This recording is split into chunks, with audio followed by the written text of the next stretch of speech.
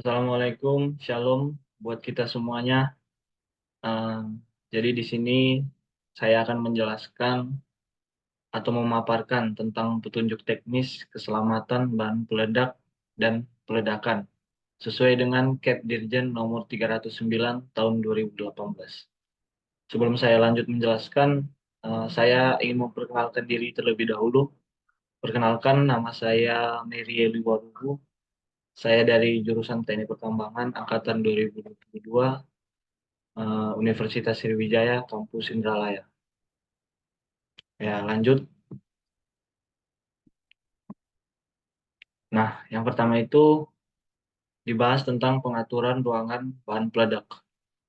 Jadi, untuk bahan peledak, karena sifatnya berbahaya untuk keselamatan, jadi perlunya pengaturan ruangan bahan peledak. Yang pertama itu, gudang harus berbentuk bangunan dan terdiri dari ruangan depan dan ruangan belakang. Kemudian pintu ruangan belakang tidak boleh berhadapan langsung dengan pintu ruangan depan. Dan kedua pintu dilengkapi dengan kunci yang dapat digembok.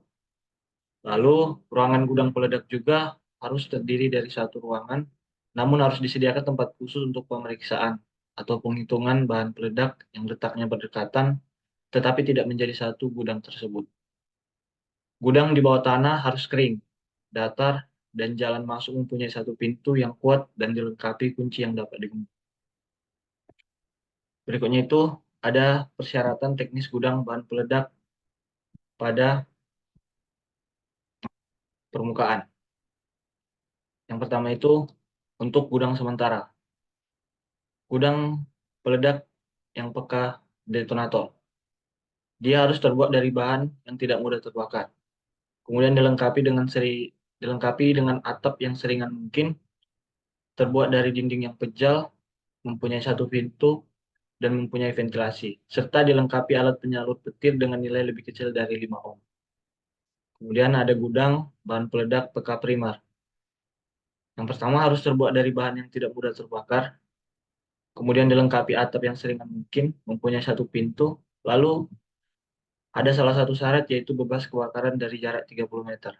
Karena yang kita tahu, bahan peledak ini sangat peka terhadap benda-benda yang bisa memancarkan panas. Kemudian dilengkapi dengan alat penyalur petir dengan nilai lebih kecil dari 5 ohm. Kemudian ada yang ketiga itu ada gudang bahan ramuan. Sama seperti yang satu dan dua tadi, harus terbuat dari bahan yang tidak mudah terbakar, kemudian dilengkapi atap seringan mungkin, mempunyai satu pintu, bebas kebakaran dari jarak 30 meter, serta dilengkapi alat penyalur petir dengan nilai lebih kecil dari 5 ohm. Kemudian untuk gudang utama, yang pertama gudang bahan peledak peka detonator, terbuat dari bahan tidak mudah terbakar, dilengkapi atap seringan mungkin, tinggi tumpukan maksimal 1,8 meter atau 180 cm, lalu lantai gudang terbuat dari bahan yang tidak percikan bunga api. Kemudian yang kedua, gudang bahan peledak primer terbuat dari bahan yang tidak mudah terbakar, sama juga mempunyai satu pintu dan tidak boleh terdapat besi yang tersingkap 3 meter dari lantai. Kemudian ada tiga gudang bahan ramuan, hampir sama dan tidak boleh terdapat besi yang tersingkap sampai 3 meter dari lantai. Bisa dilihat ya, hampir sama dari ketiga gudang tersebut.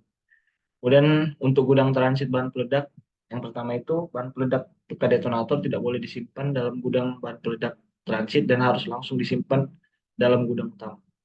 Yang kedua, gudang bahan peledak primer terbuat dari bahan yang tidak mudah terbakar, dilengkapi atap seringan mungkin, punya satu pintu, bebas kebakaran dari jarak 30 meter, tidak boleh terdapat besi yang tersingkap sampai 3 meter dari lantai.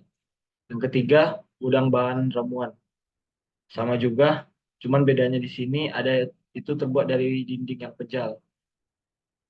Lalu untuk gudang bawah tanah, gudang di bawah tanah harus dibangun di lokasi yang kering, bebas dari kemungkinan bahaya api, jauh dari jalan masuk udara utama, terlindung dari kemungkinan kejatuhan batuan dan banjir serta harus terpisah dari tempat kerja di tambang. Kemudian konstruksi gudang harus cukup kuat dan mempunyai dinding yang rata serta dilengkapi dengan lubang ventilasi dan aliran udara yang cukup. Di sini dijelaskan bahwa untuk gudang bawah tanah itu ya, kita tahu ya kalau tambang di bawah tanah itu kan sangat rawan ya jika terjadi ledakan. Eh, dan itu harus dihindari dengan syarat-syarat tempat penyimpanan bahan peledak itu memang benar-benar diperhatikan. Kemudian yang ada jarak aman. Yang pertama, cara menetapkan jarak aman gudang bahan peledak peka detonator ditentukan sebagai berikut. Setiap 1.000 detonator, nomor 8 setara dengan 1 kilogram bahan peledak peka detonator. Untuk detonator yang 30 kuatannya melebihi detonator, nomor 8 harus disesuaikan lagi dengan ketentuan pabrik pembuatannya. Setiap 330 meter, sumbu ledak spesifikasi 50-60 grain setara dengan 4 kilogram bahan peledak PK detonator. Lalu yang ketiga, tata cara penyimpanan dan pencatatan bahan peledak. Yang dibahas pertama itu tata cara penyimpanan bahan peledak.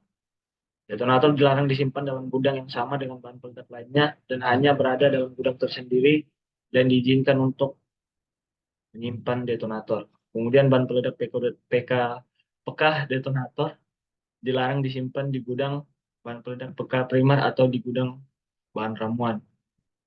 Selanjutnya, bahan peledak PK primer dapat disimpan bersama-sama di dalam gudang bahan peledak PK detonator, tetapi tidak boleh disimpan bersama-sama di dalam gudang bahan ramuan.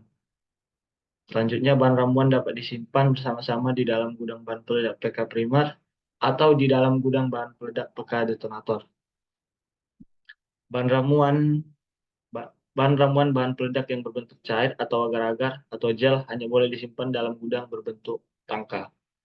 Tata cara teknis penyimpanan bahan ramuan bahan peledak peka primer dan bahan peledak peka detonator diatur dengan petunjuk teknis yang ditetapkan oleh Direktur Jenderal. Kemudian untuk pencatatan bahan peledakan. Di dalam gudang, bahan peledak harus tersedia buku catatan bahan peledak, nama, jenis, dan jumlah keseluruhan bahan peledak serta tanggal penerimaan dan lokasi jumlah bahan peledak yang disimpan. Pada setiap gudang bahan peledak harus tersedia daftar persediaan secara teratur selalu disesuaikan dan tercatat. Nama dan tanda tangan petugas yang diberi wewenang untuk menerima dan mengeluarkan bahan peledak. Jumlah setiap jenis bahan peledak atau detonator yang masuk dan keluar bahan peledak. Tanggal dan waktu pengeluaran serta pengembalian bahan peledak, nama dan tanda tangan petugas yang menerima bahan peledak, serta lokasi peledakan dan tujuan permintaan pengeluaran bahan peledak. Jadi untuk bahan peledak yang digunakan di tambang itu memang sangat ketat pengawasannya, dikarenakan takutnya disalahgunakan oleh pihak yang tidak bertanggung jawab. Dan itu bisa saja membahayakan keselamatan untuk manusia ataupun makhluk hidup lainnya. Demikian teman-teman penjelasan singkat saya tentang bahan peledak dan peledakan. Terima kasih.